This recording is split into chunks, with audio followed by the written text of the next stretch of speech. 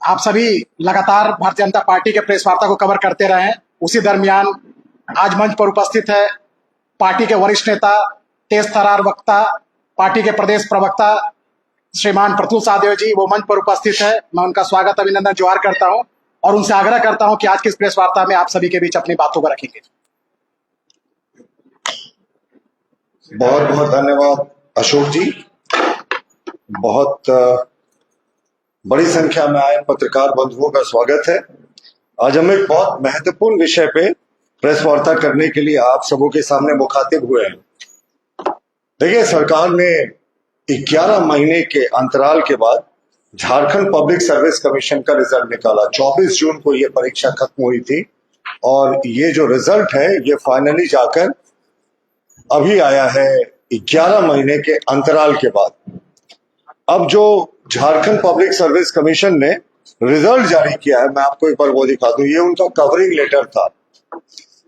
अब आपको ये बताना मुश्किल लग रहा है कि ये झारखंड पब्लिक सर्विस कमीशन का रिजल्ट है या जिस राज्य में लॉटरी चलती है उसके लॉटरी का परिणाम।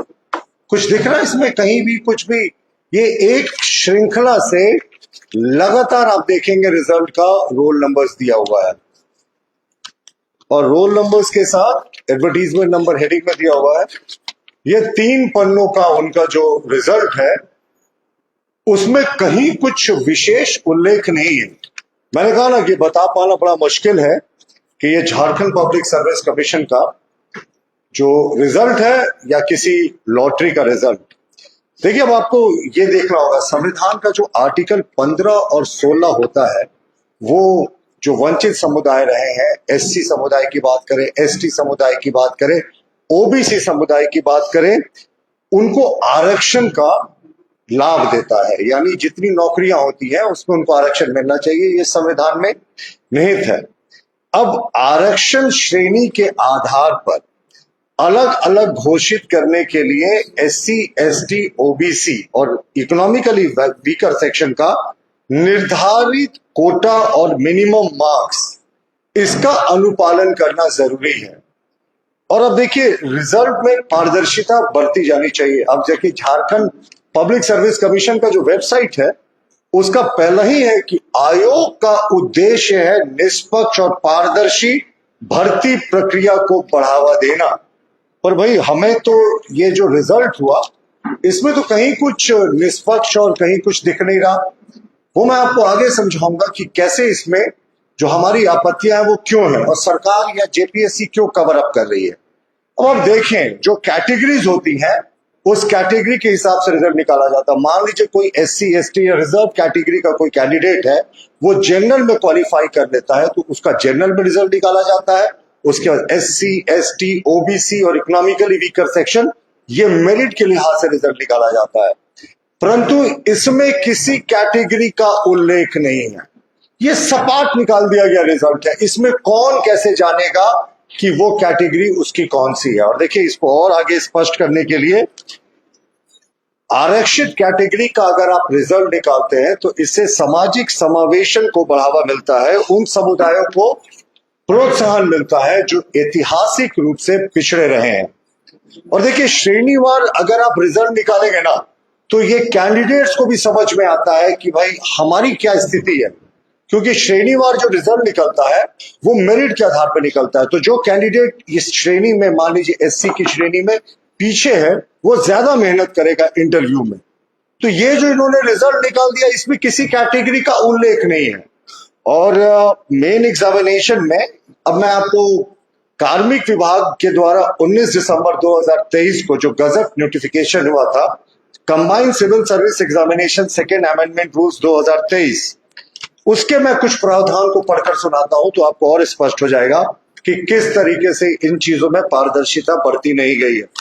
ये देखिए, ये झारखंड का गजट नोटिफिकेशन है।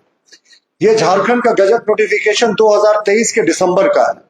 यानी उसके पहले के एग्जामिनेशन पर यह लागू नहीं होता था, लेकिन उसके बाद के एग्जामिनेशन पर लागू होता है।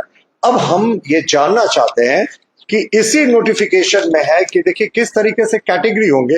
रिजर्व कैटेगरी के अलावा देखिए कौन कौन से कैटेगरी है। एक कैटेगरी तो जानकर आपको भी आश्चर्य होगा, एससी, एसटी हैं, फीमेल्स हैं, एक्सट्रीमली बैकवर्ड क्लासेस हैं, एनेक्चर 1 एक्सट्रीमली बैकवर्ड क्लासेस है, एनेक्चर 2 प्रिमिटिव ट्राइबल ग्रुप के लिए भी एक अलग कट ऑफ की व्यवस्था होती है और इकोनॉमिकली वीकर सेक्शन के लिए भी है।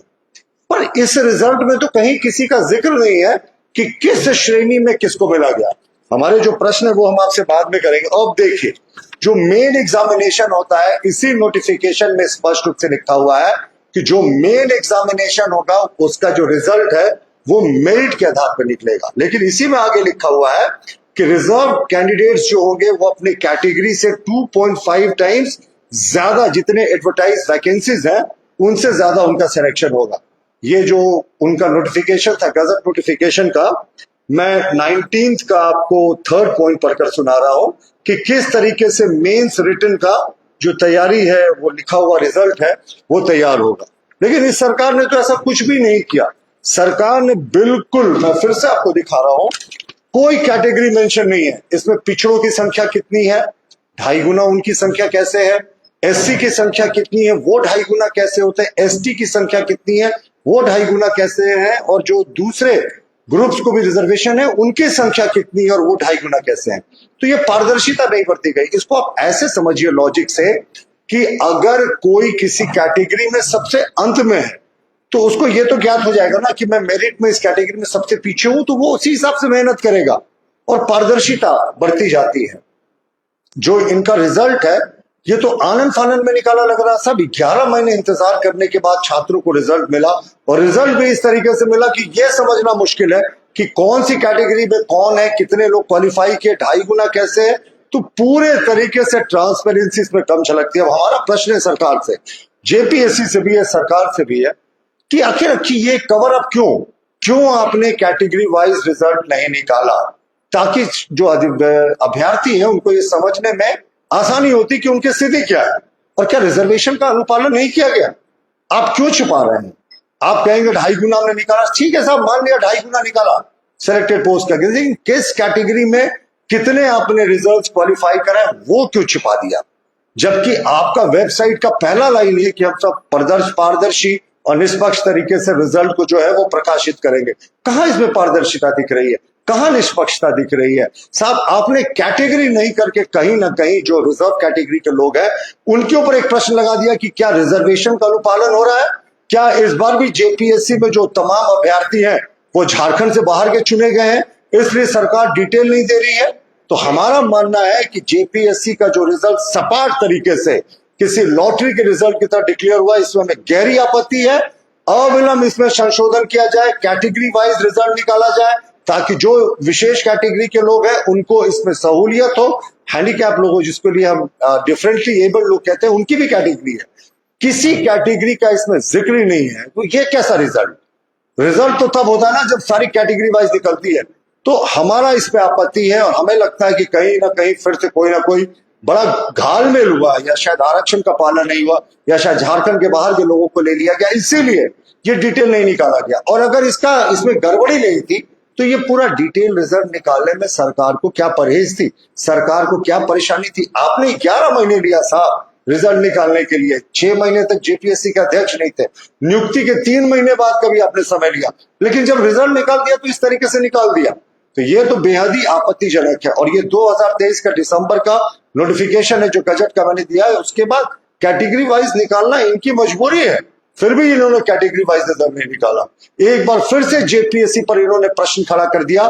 हमारा मानना है जेपीएससी को अविलंब राज्य सरकार को इसमें संज्ञान लेना चाहिए। कैटेगरी वाइज कितने लोगों को चिन्हित किया गया, कितने लोगों को सेलेक्ट किया गया कि वो 2.5 गुना, कम से कम 2.5 गुना उनकी संख्या ज्यादा है जो इंटरव्यू में जाकर फिर लोग छटते हैं। ये जब तक स्पष्ट नहीं होगा, ये जेपीएससी पर भी बड़ा प्रश्न चिन्ह लग गया। धन्यवाद। जो कैंडिडेट है उनको तो अपनी कैटेगरी पता है, कैटेगरी वाइज निकाले या नहीं निकाले तो क्या मतलब है? शायद ये हुआ होगा, शायद ये हो सकता है, सवाल है। ये ऐसे ही प्रश्न है कि इन्होंने कहा सबसे पहले जेपीएससी का प्रियम्बल है कि हम निष्पक्ष और पारदर्शी तरीके से रिजल्ट को निकालेंगे। कहाँ है साहब? और कोई भी रिजल्ट को एक्सेस नहीं करता। जो कैंडिडेट भी रोल नंबर के साथ एक्सेस करता है उसको पास या फेल दिखता है, उसको अपनी स्थिति नहीं दिखती है कि उस कैटेगरी में मैं कहां पर हूं, ताकि वो मेहनत करेगा। आपको जब तक अपना रिजल्ट पता नहीं कि आप किस जगह पर हैं, तो फिर आप कैसे और इंटरव्यू के लिए मेहनत करेंगे? हमारा कहना है ये क्यों इस तरीके से रिजल्ट क्यों निकाला गया, इसको कैटेगरी वाइज क्यों नहीं दिया गया। आखिर कैटेगरी वाइज बाकी एग्जामिनेशंस का रिजल्ट निकलता, और ये तो जो 2023 का इनका गजट नोटिफिकेशन है उसके बाद तो इनको कैटेगरी वाइज निकालना इनकी मजबूरी है, लेकिन फिर भी कैटेगरी वाइज नहीं निकाला। ये क्यों, ये एक बड़ा प्रश्न। हम सब कुछ